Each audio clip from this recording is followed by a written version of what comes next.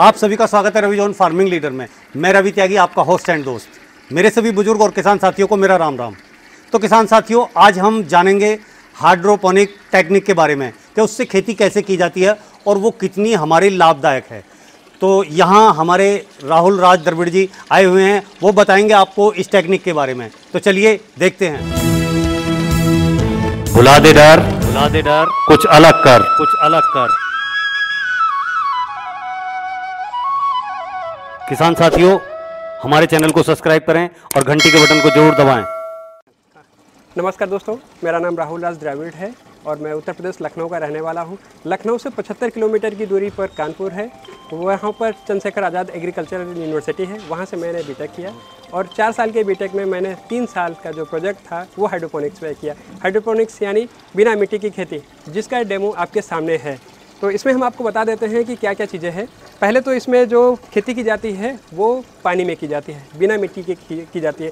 इसकी बहुत सारी टेक्निक्स हैं, उसमें से एक है NFT, जिसको न्यूट्रिएंट फिल्म टेक्निक बोला जाता है। तो इसमें जो आप देख रहे हैं कि ये आपके सामने जो है स्विच चार्ट है, ये सारे इंग्लिश वेजिटेबल हैं जिनका 5 star hotel, 3 star hotels, restaurants और जो बहुत अच्छे महंगे ढाबा होते हैं वहाँ पर, या फिर जो मेगा सिटीज़ हैं जैसे कि आपका मुंबई हो गया, दिल्ली हो गया, बेंगलुरु हो गया, आजकल लखनऊ, कानपुर, आगरा वगैरह में भी इसकी डिमांड काफ़ी ज़्यादा बढ़ने लगी है। दूसरी बात है कि जो हेल्थ कॉन्शियस लोग हैं उसको भी काफ़ी ज़्यादा मात्रा में कंज्यूम करने लगे हैं। जैसे ये आपका जो है, ये इसको बोलते हैं ब्लैक केल। थोड़ा सा धूप ज़्यादा है और ये सफ़र करने की वजह से भी थोड़ा सा ये खुद सफ़र करने लगा है। तो ये आपका जो है, ये आपका बेसिल है, जैसे आप ये देख रहे हैं, ये आपका पर्पल बेसिल है। इसका जो भाव है बाज़ार में आज के समय में 120 रुपये से 150 रुपये का 250 ग्राम चल रहा है और काफ़ी ज़्यादा इसकी जो स्वीटनेस होती है वो उसकी वजह से इसकी डिमांड है और अरोमा वो भी बहुत अच्छा है। बाकी जो हेल्थ की बात करेंगे, जो देसी तुलसी है वही सारी चीज़ें आपकी इसमें भी मिल जाती हैं। बाकी आपका देख सकते हैं कि इससे जो रूट सिस्टम है वो बाहर निकल आता है। ये आपका बेसिल हो गया। दूसरी बात करेंगे कि ये है आपका स्विच चार्ट। चुकंदर जैसा लग रहा होगा लेकिन इसको ये रेड स्विच चार्ट है। आप देखेंगे आज के समय में जो बाज़ार भाव चल रहा है वो 600 रुपये का। इसमें जो बारिश का सीज़न जैसा ही शुरू होता है, इसका जो भाव है वो 1200 रुपये किलो तक पहुंच जाता है। तो कई बार कुछ लोग बोलते हैं कि जो लेटस है वो 1200 रुपये किलो तक पहुंच जाता है, तो उसका क्या एक सीज़न होता है, तभी ये 1200 रुपये तक बिकता है। जाड़े की बात करेंगे, जो दिसंबर और जनवरी होता है, तो जो ठंडे क्षेत्र हैं वहाँ पर ये 100 रुपये तक भी आ जाता है। बस ये 2 महीने की बात करेंगे। तो अब इसके बाद बात करेंगे तो ये आपका जो है, ये लोला रोज़ा बोला जाता है। ये रेड कलर में होता है, ये थोड़ा सा जो आपका ऊपर देखेंगे कि रेड है, तो ये लोला रोज़ा है। इसके बाद ये बात करेंगे तो ये आपका है स्विच चार्ट, ये ग्रीन स्विच चार्ट है। इसको आप देखेंगे, ये आपका जो है इसकी पत्तियाँ खाई जाती हैं। जो आपका आजकल जो आपका बर्गर वगैरह है वो हम इंडिया में कॉपी करते हैं, उसकी जगह हम पत्ता गोभी खाने लगते हैं। तो अब आपको मैं बताऊंगा कि थोड़ी सी चीज़ की पत्ता गोभी और इसमें फ़र्क क्या होता है। कि जो पत्ता गोभी होता है उसमें होती है फीता कृमि, इसीलिए हमको कच्चा पत्ता गोभी कई बार नहीं खाना चाहिए, क्योंकि फीता कृमि अगर मिट्टी में है तो वो पत्ता गोभी के अंदर आ सकती है। ये मिट्टी रहित है, इसमें मिट्टी का यूज कहीं पर नहीं किया गया है। और कई बार आप लोग जब कहते हैं कि हमने मिट्टी में ऑर्गेनिक उगाया है, तो पहले से ही उसमें इतने सारे इंसेक्टिसाइड, पेस्टिसाइड, फंगीसाइड और न जाने हर्बिसाइड क्या क्या पड़ा होता है कि उसी को डिग्रेड होने में, उसी को खत्म होने में 3 साल लग जाता है। इसीलिए गवर्नमेंट ने प्रावधान किया है कि पहले आप एप्लीकेशन देंगे, फिर आपको 3 साल बाद एक पर्टिकुलर जो आपका ऑर्गेनिक का सर्टिफिकेट मिलता है वो आपको मिलेगा जी। तो इसको मैं साइड में रख देता हूँ और मुझे बहुत सौभाग्य प्राप्त हुआ है कि आज मैं श्री त्यागी जी के साथ हूँ।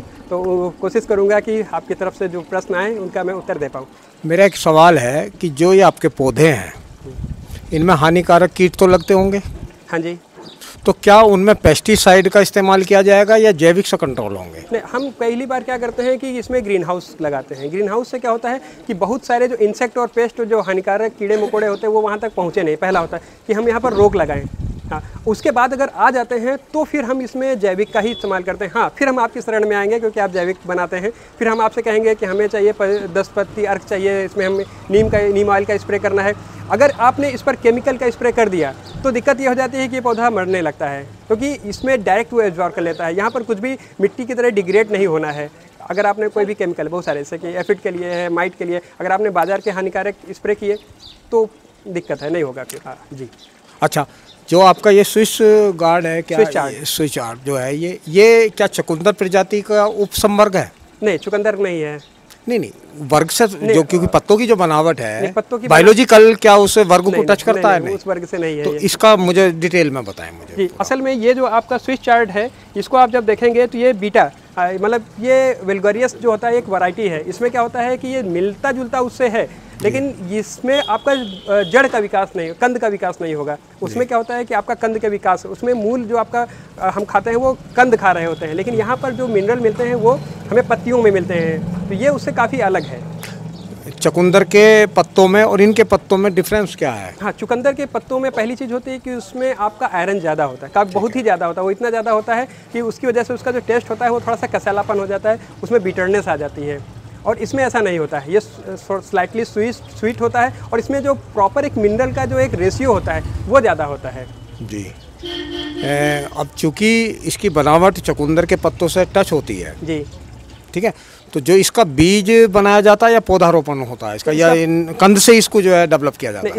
इसकी पहले हम बीज से नर्सरी तैयार करते हैं, नर्सरी के बाद फिर हम उसको नेट कप में शिफ्ट करते हैं, और जब नेट कप के बाद फिर जो पौधा होता है इसमें होता है। तो इसमें जो 21 दिनों की नर्सरी होती है उसको हम पहले नेट कप में शिफ्ट करते हैं, फिर उसके बाद 5 दिन उसको ग्रोविंग चैम्बर में रखते हैं ताकि वो उसमें सेट हो जाए।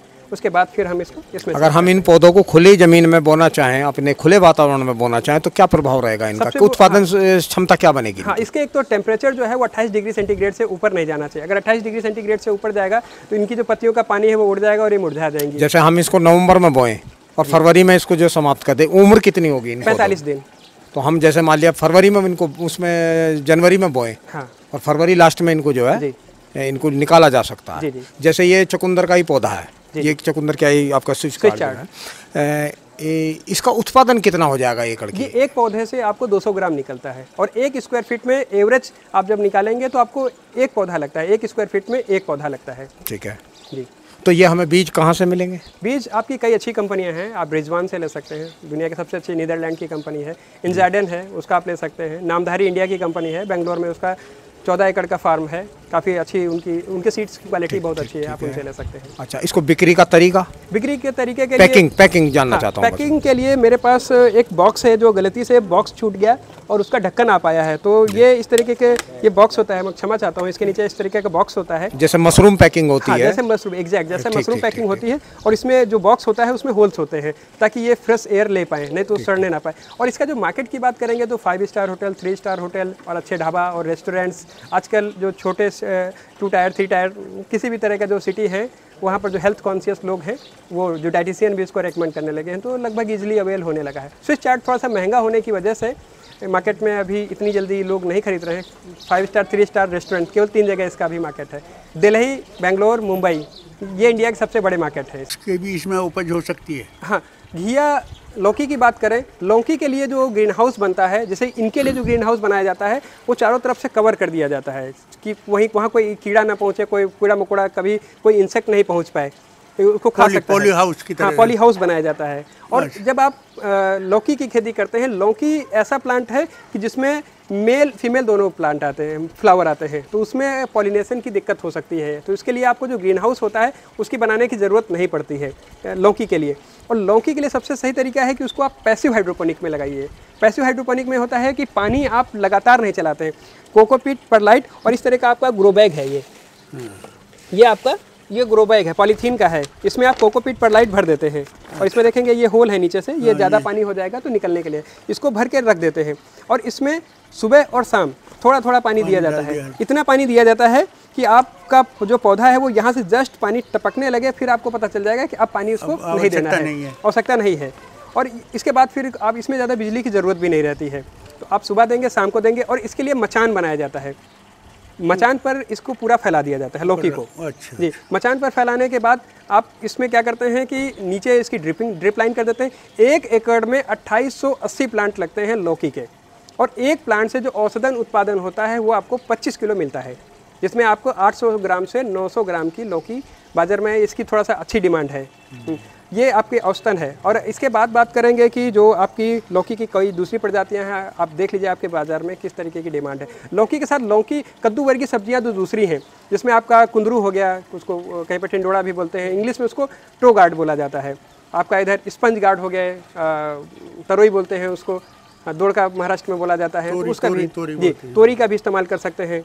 तो ये आपका इसकी बजाय, इस सिस्टम की बजाय आप पैसिव हाइड्रोपोनिक में लगाएंगे तो ज़्यादा अच्छा होगा। तो किसान साथियों, आपने राहुल जी से इतनी अच्छी जानकारी ली कि ये जो खेती है हमारे जैविक खेती को पूरी तरह टक्कर दे सकती है।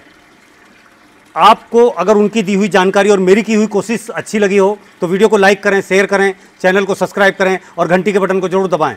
ये वीडियो देखने के लिए आप सभी का बहुत बहुत धन्यवाद। मैं रवि त्यागी, रवि जॉन फार्मिंग लीडर से।